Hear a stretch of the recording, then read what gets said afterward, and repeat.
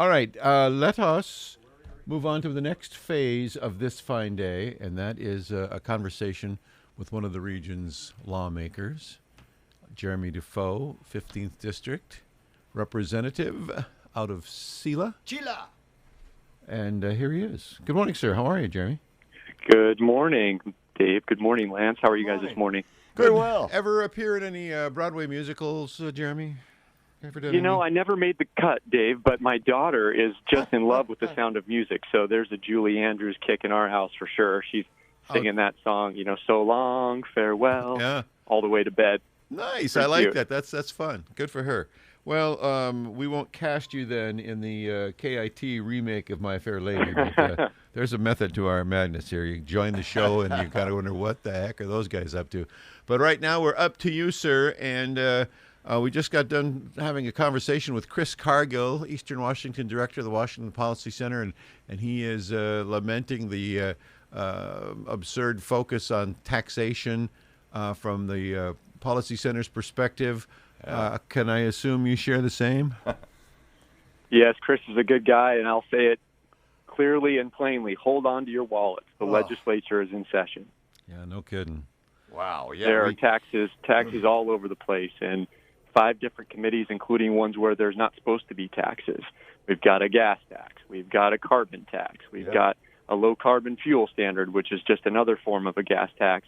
And most sinister of all, in my opinion, an income tax on capital gains, which really, Dave, Lance, you guys know this, that's just the camel nose under the tent so that everybody's going to pay an income tax. Once they get you filling out those forms, everybody's going to be filling them out, even if they say, we don't pay the tax, and then in a couple of years, they're going to slowly ratchet it up on everybody. Yeah, for sure. And I know that's you're like a bird dog hunting a pheasant. I mean, you really have zeroed in on this. I know that they've talked about it. We were supposed to. You encouraged folks to call in and be in hearings and that. Where does that legislation stand in the process right now? Yes, and thank you so much for broadcasting that out to your listeners. We had a lot of folks from the Yakima Valley who testified in both the Senate capital gains tax and income tax hearing and also the version in the House, and I'm on that committee in the House. It just was up for a hearing last week, and we'll find out here this week if it gets pushed forward as an early bill. The House Republican caucus and the Senate Republicans, they've just done such a good job. Here we are in one of the most, unfortunately, liberal states of the country, and we're still one of 7 states that doesn't have an income tax in this country. Wow. And so that's because we've got good people on our side who are fighting in these committees, who are fighting on the floor, who are doing everything in our power, even though we're pretty deep in the minority, to stop this. But we all have to be vigilant, and it takes folks from the community, it takes folks from Eastern Washington emailing legislators all across the state and appearing in these committee hearings, and we'll keep fighting, but nothing's dead until the legislature adjourns in April. So we definitely have a battle on our hands. Is this the year? I mean, are you feeling that this is the year that they're going to be successful with an income tax? Well, I'm an optimist, so I'm going to say no. But also at the same time, I don't want to take it for granted that we'll be able to kill it. One thing that changed this year is we had a new Speaker of the House, and the previous Speaker of the House, even though he couldn't admit it because he's from a very liberal district, Capitol Hill, where rioters take over police stations and things like that. He never brought that bill forward for a vote. The new Speaker, she has made no secret about the fact that she would like to see an income tax on capital gains. So I think there's a pretty good chance it could pass in the House.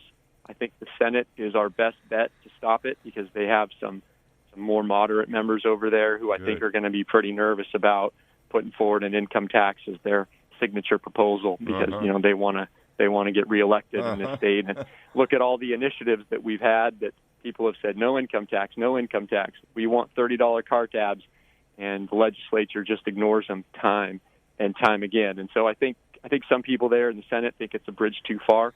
But again, we've got to be vigilant. Gun bills and COVID, they're both hot topics. Dave, which one you want Yeah. to go to first? I yield to the senior representative from SELA. Oh, okay. I got to talk to you about. We're going to talk about gun bills. Got to talk to you about. We're now in phase 2, and and you know, it's funny. This morning, I started to look around for the phase 3. I thought, I wonder what phase 3. What's phase 3 and 4 look like? I mean, 4 must be. You know, we must be. It must just be everything must be open. So, and I can't find anything on phase 3 and 4. So what's going on there? Well, it's a good question. I mean, all of this is phony and arbitrary, as we saw in stark relief last week when we weren't in phase 2 and then we were in phase 2. I mean, if a glitch at a hospital in Walla Walla can cause 10 more people to have to shut their businesses down, we've got big problems in this state. Yeah. And we have big problems in this state. For a year now, we've had the governor running this place like it's his own private empire, and that's just not appropriate. We called for a special session way back in the spring of 2020, and here we are, the legislature actually convened, putting bills forward. I've put some forward. Other members of the House have put some forward. The Senate, to get us out of this mess, to get us out of these dictates that are coming down. Yeah. Hey, we've got to be careful about what we're doing. We've got to be safe. But the people are best positioned to make those decisions, not the government. And the legislature is the body of government that is closest to the people. That's why there's 147 of us from all over the state, not one person sitting in a mansion in Olympia making decisions based upon what his union friends are telling him to do. Yeah, that's right. I was so disappointed. It's supposed to be a nonpartisan issue. Reopening schools for our kids. Right. Private schools have proved that they can do this safely. School districts throughout the Yakima County, including here in my community of Sela, are open. They're doing it safely. They're doing it carefully. They're protecting our kids. They're protecting our families. Elections have consequences. Wow. In this case, it's a bad one because President Biden's CDC director just yesterday caved to the teachers' unions and said, hey, we are not going to reopen our schools because it's not safe because of these variants that are floating around out there. Yeah. After Biden himself said we should be reopening schools. So this is the sinister thing that happens with these administrations. It's not the big, exciting, flashy things that happen on TV.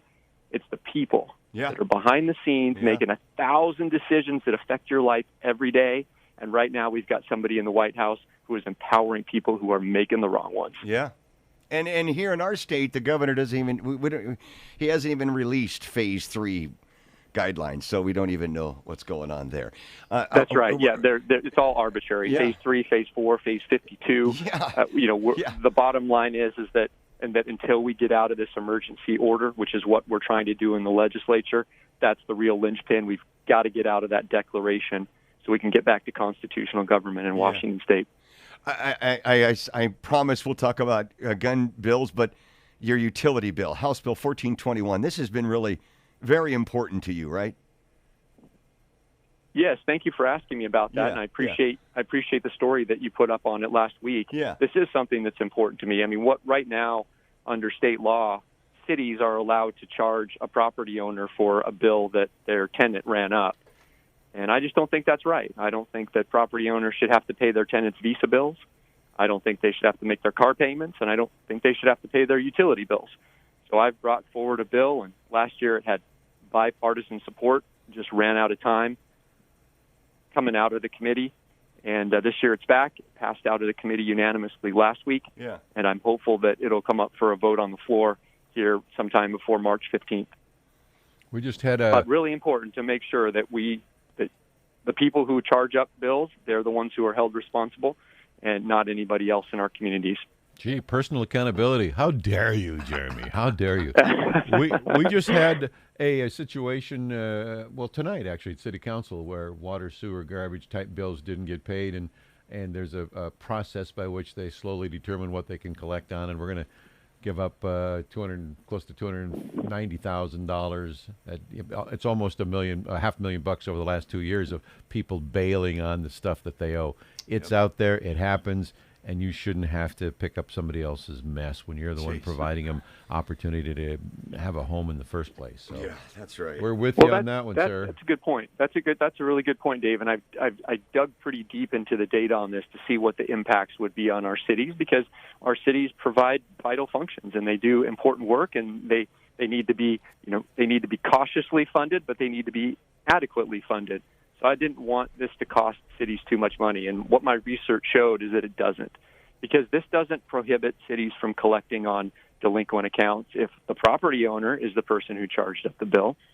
It doesn't prohibit the city from going after the person who actually charged the bill. Exactly. So, they can go to collections, they can do anything like that. So in some of the cities that we looked at where this narrow instance of a tenant not paying a bill and a landlord being put on the hook for it before they could put water or sewer back in their name, you're talking about 15 to 20 instances a year, less than 1/10% of the utility budgets of these cities. So it's not a big number that's going to get socialized, and it's something that for the person impacted, it's a big hit when you have to spend $500 to $1,500 just to put service back into your own name. That's a big impact for that individual, but for the city at large, really not too much of a hit. Now, in the Rules Committee, awaiting floor action. So, yeah, we hope it's successful. Help a lot of people, that's for sure. Gun bills, KIT News Time, 7:55. By the way, we're speaking now with Representative Jeremie Dufault from the 15th District, from SELA, and gun bills. Boy, are these going to be like the income tax? We're going to have any say over these things? This year's high-capacity magazine ban, it would limit magazines to 10 rounds. House Bill 1164, 1229, assault weapons ban, and 1283 prohibits acting with 3 or more persons and openly carrying or displaying a weapon in a manner in which a reasonable person would feel threatened. Why don't we start there? Who gets to be reasonable? Who needs to be reasonable? Well, what's with that? What do you think? Well, I think it's a terrible idea. I think it's unconstitutional. I think it violates the Second Amendment, and in particular, it violates the Washington State Constitution, which is even stronger than the Second Amendment to the U.S. Constitution, because the Washington State Constitution says the right to keep and bear arms shall not be impaired. So anything that does any sort of negative action or limit upon an individual's constitutional right to carry a weapon is unconstitutional. And I find it very interesting that we can keep hearing these bills over and over and over again. And the reason we do is because it scores political points for the other side. But at the end of the day, I think they're mindful of the fact that they are unconstitutional. And I think that they will not pass. Most of them won't go all the way through the process. They might pass the House or they might get out of a committee. But in terms of actually being passed into law, I think that's unlikely. But again, same thing with the income tax on capital gains. We have to be vigilant, because I think one of the ways that the other side has been so effective in pushing these outlandish bills, it's the frog in the water, right? I mean, you socialize, you get everybody used to the fact that this is a legitimate conversation to have, not one that fundamentally and blatantly violates the Constitution, which it does. The Washington State Constitution prohibits an income tax, and it prohibits impairment of the right to keep and bear arms. But if you bring it forward every year, the frog in the water, so slowly turn it up, and it starts boiling and boiling and boiling and boiling, and before you know it, the frog is dead. And I think you see this so much where in Olympia, left is right and right is up, and things don't even make sense. We've got rental property owners now who are not allowed to collect rent from their tenants. I mean, the fundamental basis for why you would let somebody live in a property that you own. And the governor has decided that he's going to take something of value from the property owners and give it to the tenant. It's not even coming from the government. I mean, we could have a reasonable debate about, okay, we probably shouldn't have people leaving their homes during a healthcare crisis, so let's give rental assistance to people whose income or health has been impacted by COVID. But that comes from the government. That's not the government saying, hey, you give that guy your truck because he doesn't have a car. And that's what's happening right now. And nobody's saying anything. There's this broad consensus that this is a good thing. And I just say that point to bring it back to, we have to be very vigilant, and we have to keep reminding all of our elected officials that what they are doing is wrong, it's unconstitutional, and it violates core principles and core values of who we are as Americans and who we are as residents of the state of Washington. Boom. Drop the mic. Jeremy. Good stuff. What are you doing in 2 years? Yeah, exactly. I have, without your kind permission, I have slung your name around in some conversations of those folks that have been exceedingly disappointed in Congressman Newhouse. I suspect that as the good man that you are, I don't know if you've talked to Dan. Have you had any kind of conversation with Dan Newhouse? I have. Dan reached out to me, and I have a lot of respect for him. I told him that I strongly disagreed with what he did. But yes, I have had a conversation with him. All right, and the reason I bring it up is because if, I know you're a class guy. You have respect for everybody, and you would tell it to him straight. And that doesn't mean that you would seek to run against him, but what if you were drafted? I mean, is that something that you would at all consider? I'm happy where I am right now. I think I'm doing an important job over in Olympia. You are. Wherever God leads me, God leads me. But for right now, I'm happy doing what I'm doing, and happy to keep fighting for the folks of Central Washington, Yakima County.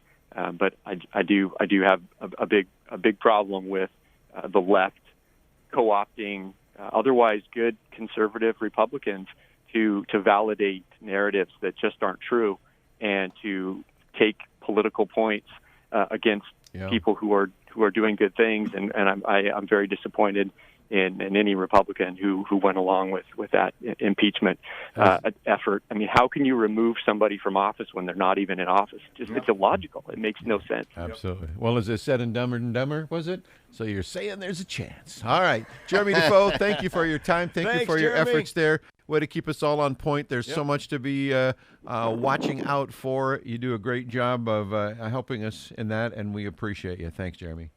Good day. Well, thank you so much. I appreciate it. You have a great day, guys.